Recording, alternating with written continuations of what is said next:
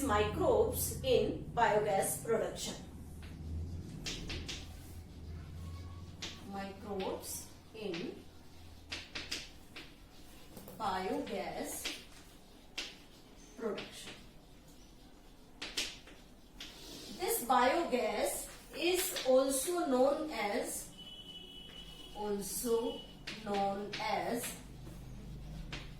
gobar gas. And why it is named so? Because it is produced from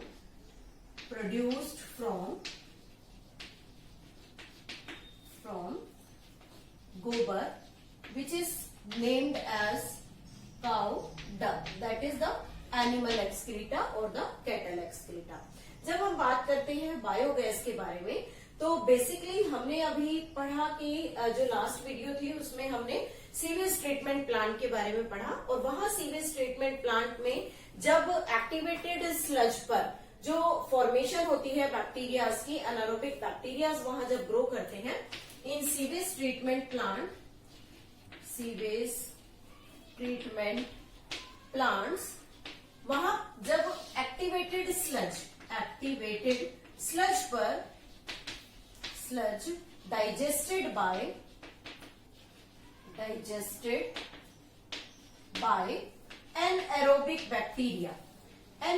bacteria उसका digestion करते हैं, and it will result into the formation of biogas. And this biogas composition is methane along with hydrogen sulfide as well as the carbon dioxide. ये gas biogas की form में activated sludge के digestion से, anaerobic bacteria की help से digestion से produce होती है, and this gas is known as the biogas. This biogas is used as a source of energy because it is inflammable. और बेसिकली विलेजेस में biogas को as a richest source of energy utilise किया जाता है. But same type का जो process है वो हम बायोगैस प्लांट में भी फॉलो अप करते हैं, और उसके पीछे बेसिक रीजन क्या है? The production of this cow डंग. ये जो काउ डंग है या कैटल डंग है, इससे बायोगैस का प्रोडक्शन करना. और कैसे ये बायोगैस प्रोड्यूस होती है? फर्स्ट ऑफ ऑल जब हम बात करते हैं किसी कैटल के बारे में, that has the Roman. Roman is a part of stomach का एक पार्ट है, और इस रूमन के अंदर बैक्टीरियाज प्रेजेंट होते हैं, and these bacterias are named as methanogens. Bacteria named as the methanogens. For example, Methanobacterium, and these bacteria helps in the digestion of cellulose present in the stomach of these ruminants. Helps in digestion of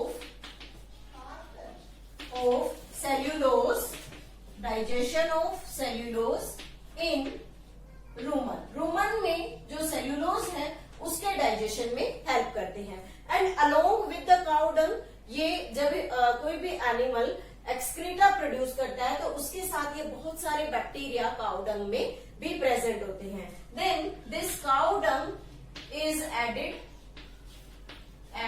to biogas plant. Cow dung को फिर biogas plant में add कर देते हैं, and which helps in the production of the biogas. अब बात आती है कि डिफरेंट टाइप्स के बैक्टीरियाज हम माइक्रोब्स पढ़ चुके हैं, लेकिन सभी माइक्रोब्स इस तरह से मीथेन प्रोड्यूस नहीं करते. तो अलग अलग कंडीशंस क्या होती हैं? It depends on the we can say the production of gas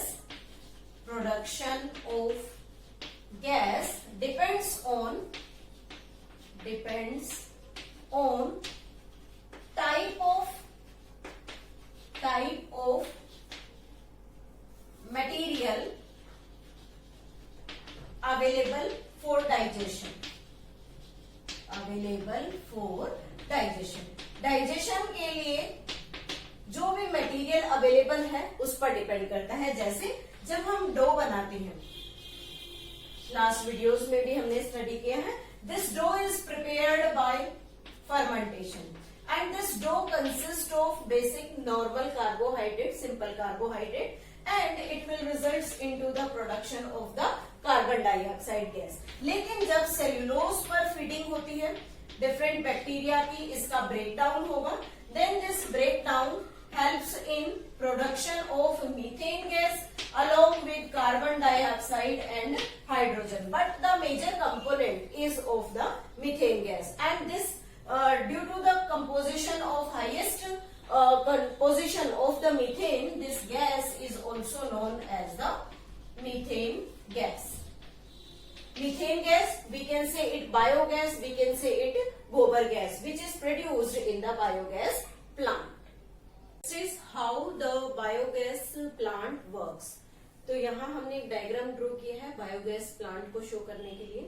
first of all, what are the different parts of this biogas plant? This is named as the concrete tank. Concrete tank which is approximately 10 to 15 feet deep, करीबन 10 से 15 feet गहरा एक concrete tank बनाया जाता है, underground है। इस concrete tank में जो स्लरी है उसको ऐड किया जाता है फॉर द बायोगैस प्रोडक्शन। और जब हम स्लरी को यहाँ ऐड करते हैं तो इसमें जो बैक्टीरिया स्लरी के साथ मिक्स होकर आते हैं, दे डाइजेस्ट द स्लरी और the cellulosic material anaerobically and helps in the production of gas. This is named as the floating tank, और इसको हम फ्लोटिंग कवर भी कह सकते हैं कि जब एनारोबिक डाइजेशन होगा और जो इसमें गैस प्रोड्यूस होगी, that gas is holded by this floating tank. It is also named as gas holder, and this gas holder consist of the gas which is produced by biogas plant, that is CH4, CO2 and H2. Major amount of the methane is produced in it. This part is meant for the dung plus water, means cow dung को water के साथ mix करके उससे एक slurry बनाई जाती है और उस स्लरी से की एंट्री इस पार्ट में होगी।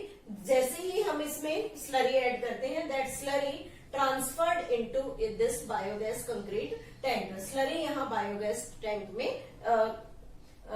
इकट्ठी हो जाती है and the anaerobic digestion will start here. After that जैसे ही गैस लिबरेट हुई, वो गैस इस फ्लोटिंग कवर में गैस होल्डर में आएगी।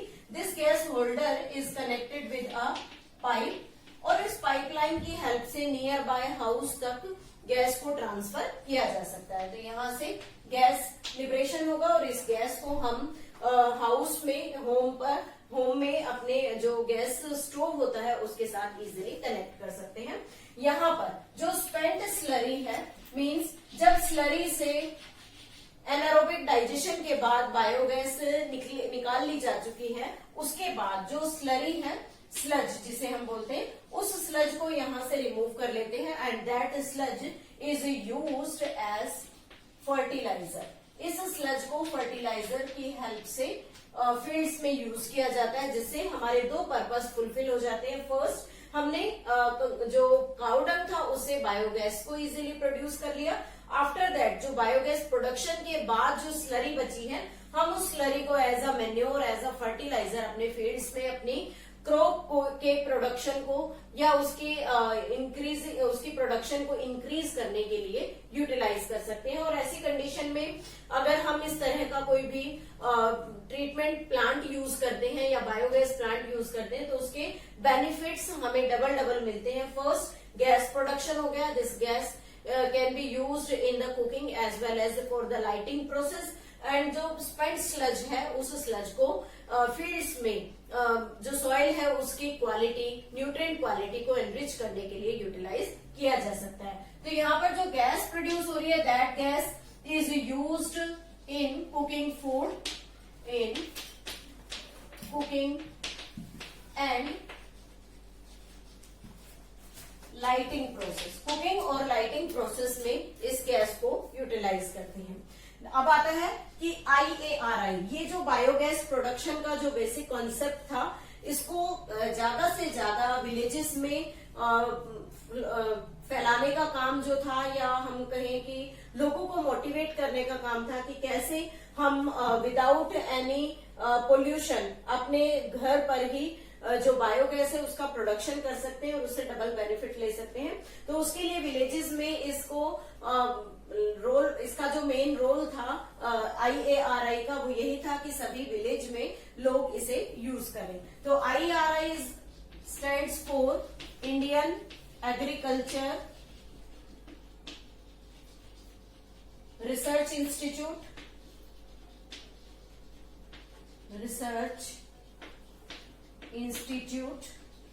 and this KVIC means Khadi and Village Industrial Commission, और इन दोनों की हेल्प से ही ये पर्पस फुलफिल हो पाया कि लोग आज भी विलेजेस में, जनरली सर्वे के दौरान ये पता लगता है कि विलेजेस में आज भी लोग बायोगैस प्लांट को यूज करते हैं और इसके डबल बेनिफिट्स लेते रहते हैं।